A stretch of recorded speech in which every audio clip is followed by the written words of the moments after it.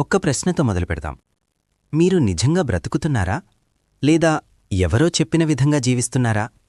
మీరు చేసే పనులు, మీరు నమ్మే ఆలోచనలు, మీరు అనుకునే సత్యం ఇవన్నీ నిజంగా మీవేనా? లేదా సమాజం మీ మెదడులో నాటిన ఆలోచనలా? ఈ ప్రశ్న అడగడం మొదలుపెట్టితేనే ఫిలాసఫీ మొదలవుతుంది. ఫిలాసఫీ అంటే ఏమిటి? ఫిలాసఫీ అంటే పెద్ద పెద్ద పుస్తకాలు కాదు. గ్రీకు భాషలో ఫిలో అంటే ప్రేమ, సోఫియా అంటే జ్ఞానం, ఫిలాసఫీ అంటే జ్ఞానంపై ప్రేమ. కాని నిజంగా చెప్పాలంటే ఫిలాసఫీ అంటే ప్రశ్నించడమే. ఎందుకు బ్రతుకుతున్నాం? సుఖమంటే ఏమిటి? సత్యం ఒకటేనా? నేనెవరు? ఈ ప్రశ్నల్ని భయపడకుండా అడగగలిగే ధైర్యమే ఫిలాసఫీ. ఒకసారి ఆలోచించండి. మీరు ఎప్పుడైనా ఇలా అనుకున్నారా? ఇది నిజమేనా? అందరూ చెప్తున్నారు కదా అని నమ్మాలా? నేను తప్పు ఆలోచిస్తున్నానా? ఈ డౌట్ వచ్చిన క్షణమే మీరు ఫిలాసఫర్ అయ్యారు. ఫిలాసఫీ ఎందుకవసరం? ఫిలాసఫీ లేని మనిషి అంధవిశ్వాసంతో బ్రతుకుతాడు. ఇతరుల మాటలకే లోబడతాడు. నిజం అబద్ధం తేడా తెలియదు. కాని ఫిలాసఫీ ఉన్న మనిషి ప్రశ్నిస్తాడు, ఆలోచిస్తాడు, అర్థం చేసుకుంటాడు, స్వతంత్రంగా నిర్ణయం తీసుకుంటాడు. ఫిలాసఫీ మీకు ఆన్సర్స్ ఇవ్వదు, సరైన ప్రశ్నలు అడగడం నేర్పుతుంది. Philosophy basics 4 main parts. 1. Metaphysics. Reality ఏమిటి?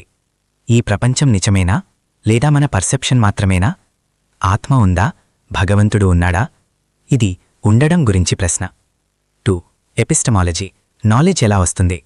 మనకు తెలిసింది నిజమేనా? చూసింది సత్యమా? అనుభవమా? బుద్ధియేనా? ఇది నాకు ఎలా తెలుసు అన్న ప్రశ్న. 3. ఎథిక్స్. మంచిది చెడ్డది ఎవరు నిర్ణయిస్తారు? సరైనది తప్పైనది ఎక్కడనుంచి వస్తాయి? చట్టం సరిపోతుందా లేదా మన కాన్షియన్స్? ఇది నేను ఎలా బ్రతకాలి అనే ప్రశ్న. 4. లాజిక్. ఆలోచన ఎలా ఉండాలి? ప్రతి మాట నిజమేనా? ప్రతి వాదన కరెక్ట్నా? లాజిక్ లేకపోతే అబద్ధం కూడా నిజంలా అనిపిస్తుంది. East versus west. Short twist. పాశ్చాత్య ఫిలాసఫీ అడుగుతుంది, నిజమేమిటి? తూర్పు ఫిలాసఫీ అడుగుతుంది, నిజాన్ని అనుభవించవచ్చా? బుద్ధుడు అన్నాడు, నమ్మవద్దు, అనుభవించు. అద్వైతం చెప్తుంది, నీవే సత్యం. సాక్రటీస్ అన్నాడు, నాకు ఏమీ తెలియదని తెలుసుకున్నప్పుడే జ్ఞానం మొదలైంది. ఈ ప్రపంచంలో అత్యంత ప్రమాదకరమైన వ్యక్తి ఎవరో తెలుసా? ఆలోచించే మనిషి. ఎందుకంటే ఆలోచించే మనిషిని మోసం చేయలేరు, భయపెట్టలేరు, బానిస చేయలేరు. కాబట్టి ఇతరుల మాటలు వినండి, కాని ప్రశ్నించడం ఆపకండి. మీ జీవితాన్ని మీరు ఆలోచించకపోతే ఎవరో మీకోసం ఆలోచిస్తారు. ఇక్కడితో కాదు, ఇప్పుడే ఫిలాసఫీ మొదలైంది.